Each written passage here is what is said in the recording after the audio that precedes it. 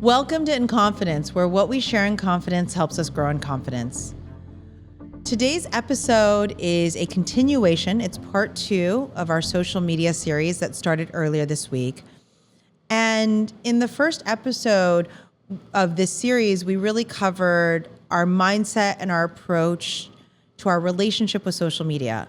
Just like we have a relationship with junk food or any other thing that we crave, how do we create a healthier relationship? And so in the episode earlier this week, we talked really about your mindset, your strategy, your objectives, the downsides of each of these channels. And today we're going to talk about how do we engage with intention and compassion when we post and engage and like and comment on these channels, because it is not a one-way street. It is a two-way street. And so it's not a passive channel. Although for me, TikTok kind of is. I will say TikTok, I can spend a lot of hours on TikTok. And I want to start off with this thought. Every post tells one story about a person, the one they chose to share. And if we can remember that, we can approach social media with compassion, curiosity, and self-control. Every person's life has multiple stories. Like, have you ever, I love Sabina Nawaz, who joined us earlier this season on the podcast, when she said, you know, we always make up one story about a person and we never leave room for the many stories that are probably behind the curtain. And that's the thing with social media, is it only gives us space for one story, that we continue the thread of that story every time we post. Let's be clear, there's more than one story. And behind the 10% that we choose to share and the 10% that others choose to share, I think we all need to bring the self-sustaining superpower to the forefront. Our self-sustaining superpower is, I like myself, I don't need to impress you, external validation is nice, but it doesn't define me. It's a really strong sense of self. And I think the people who have the greatest relationship, like the healthiest relationship with social media, have this superpower. I also think they probably have a high degree of impulse control, but they're able to create a relationship where they can be thoughtful about what they want to share about their lives, because they're not craving validation by doing it. I'm going to focus this episode more on LinkedIn, because, you know, last episode we talked a lot about Instagram. I love LinkedIn because it is a great forum for your professional life. In fact, one of our team members says when he goes to Instagram, when he opens his phone, he goes to Instagram, Rhoda. When I open my phone, I actually go to LinkedIn first. I don't know what that says about my psyche, by the way, that all I think about is work sometimes. But I want to talk about why we post, and I'm going to use LinkedIn as the example. And let's be clear, I'm still figuring this out for myself. I truly am not sure I have the answer to all of this. And that's why for these 2 episodes, I want to hear your comments and feedback. So please send us messages, please comment and tell us what your thoughts are, how you're handling this.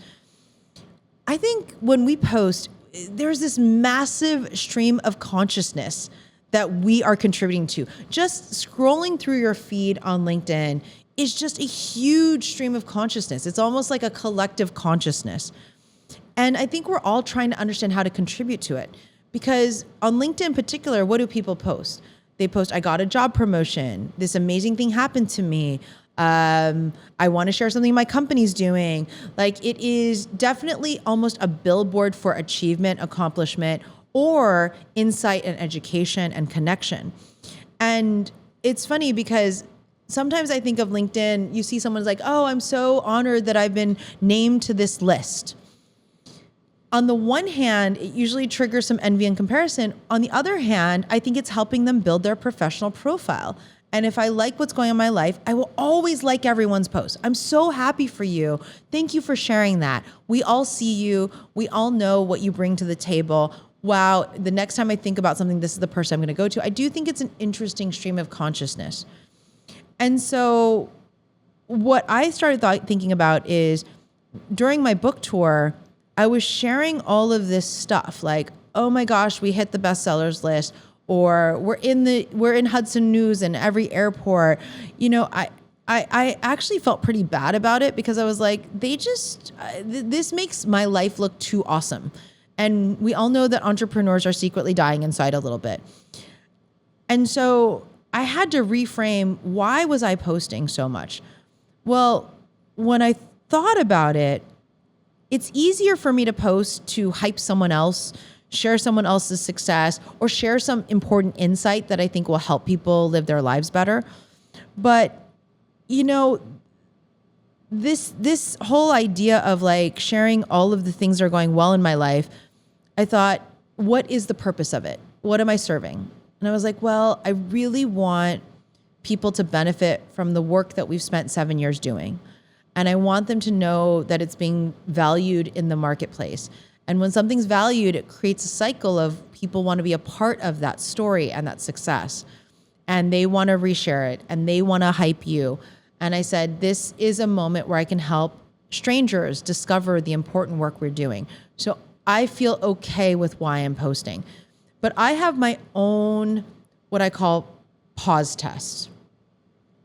Before I post something, I think to myself first, and by the way, there are no rules. These are just my thoughts on it. So I'd be curious if you have things to add.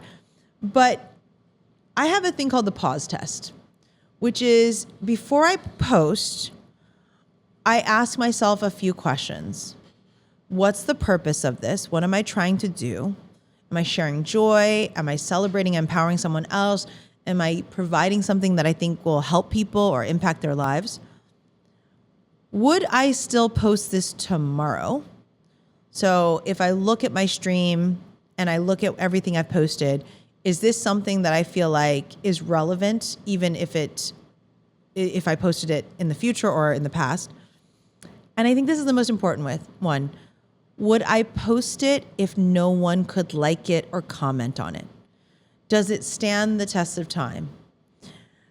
And I think when I use that set of questions, it makes me feel like I'm actually contributing in a positive way to these platforms.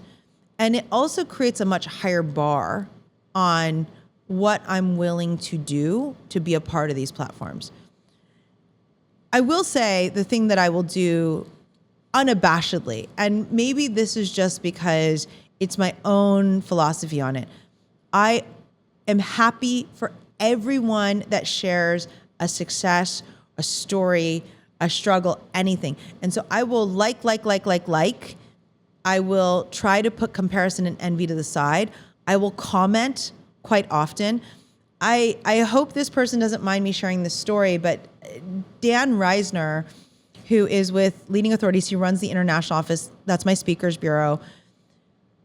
It's funny when people post on LinkedIn and they're like, I usually don't post personal news here, but I thought this had impact. And he made this post on LinkedIn where he talked about his lifelong disability. And he talked about navigating fatherhood with this disability and figuring out how to navigate the professional world with this disability and all of these things. And he said, I wanted to share this because it was important for me to show people, what I'm able to do, even with all these things going on in my personal life. And that post garnered so much empathy, so much connection, so much compassion. And in fact, a lot of the comments were like, oh my gosh, my kid has that same disability and you are giving me hope for what his life could look like and the things that he will get to do. And I thought about it and I was like, wow, that was a powerful moment. I ended up actually liking it, commenting, and texting him saying that what you shared made a difference in my life today. And, I think a lot about why I post things, but the thing that is completely free and totally joyful and everyone can get a high of is you can like, comment, and empower other people's posts. Even if they're posting for validation. And as I said, I try not to post for validation. We can be a part of a virtuous cycle of amplifying good feelings. And that's when I think these platforms become very powerful, because what is completely joyful and free to do is to hype someone, comment, make them feel seen, even if they're not posting something because, they might be posting it to feel validated, in which case I don't know if I want to feed that. But I do think there is a wonderful butterfly effect that happens when you actually get excited about something, or you learn something from someone else and you let them know that it helped them. That virtuous cycle is so lovely. It's why whenever I have a friend write a book, I always leave a 5-star review for them on Amazon or Goodreads. And I try to read the full book, but usually I get to maybe halfway and I'll leave them a review, because you leaving a review for someone basically gives someone else a chance to benefit from your friend's wisdom. Like, it creates this wonderful domino effect, butterfly effect. It amplifies goodness in the world. And so while I think we each should be more thoughtful about why we post, will it be something that I'm posting to make a difference, not to get the likes or the validation? That's one thing. What I am unabashedly and will do it without any restriction is I will like and comment on almost everything in my feed, because I'm excited and happy for the world. And I've brought my strongest sense of self, my self-sustaining superpower, to my engagement with the platform. I think when you lead with compassion and curiosity, you really get to rewire a lot of your relationship with the platform. Instead of thinking like, lucky them, I think I'm glad they get to have this moment, this joy, this accomplishment, this achievement. And it rewires comparison into an abundant mindset. This abundance is actually what I hope for. Abundance and positivity and really positive impact is what I hope for these platforms. I know it's a bit Pollyanna-ish, and I know that most of this is going to be really hard for us, because sometimes we want the likes and the comments and we want those things. It feels nice, but it's not necessarily why we want to do it. And so I leave you with a couple other tests for yourself. One, in addition to the pause test, is the trust test. Would I say or post this in a room of people I respect? If yes, post it. If no, then you give yourself a pause and you go, okay, I'm going to hold it back. Maybe this is not the day to post my lunch, what I had for lunch. And then I'm going to give you what I call the step away test, which is know when you need to step away from it. Here's an example. Is it a habit to turn on your phone, open the app, and start scrolling or watching stories? Is that just your daily habit? It's like drinking your cup of coffee in the morning. If so, I think you need to decide, is it hurting more than helping? And track how you feel before and after scrolling or posting. Because if it's net negative, I think it's time to rethink the boundaries. And I really hate eat your vitamins, and I really hate prescribing things. But if you feel net negative, just your own mindset, then I think it is time to limit time on your phone with restrictions, make an effort not to scroll, engage in different forms of media like reading, audiobooks, podcasts, so you're not on your screen. I oftentimes will plug my phone in away from my bedside table. I actually plug it in next to the plug all the way on the other side of my bedroom, so I can't even scroll from bed while it's plugged in. But time away from it doesn't mean you're getting rid of it completely, but it does change your habit cycle. I also do have the habit of leaving my phone at home a lot, which is really annoying to my boyfriend. But I think the step away test is just, do I feel net negative after engaging with it? In closing, I want to say, a healthy social media life isn't about being perfect or quitting it altogether. It's about clarity, boundaries, and contribution. And when you approach social media with intention, you stop letting it define your worth, and you start letting it reflect your values and the impact you want to have in the world.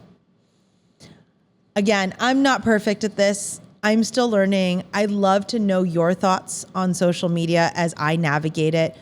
For us, as a company and a brand, it is a business. And for that, it's a channel. It's a channel to reach people and make a difference in people's lives.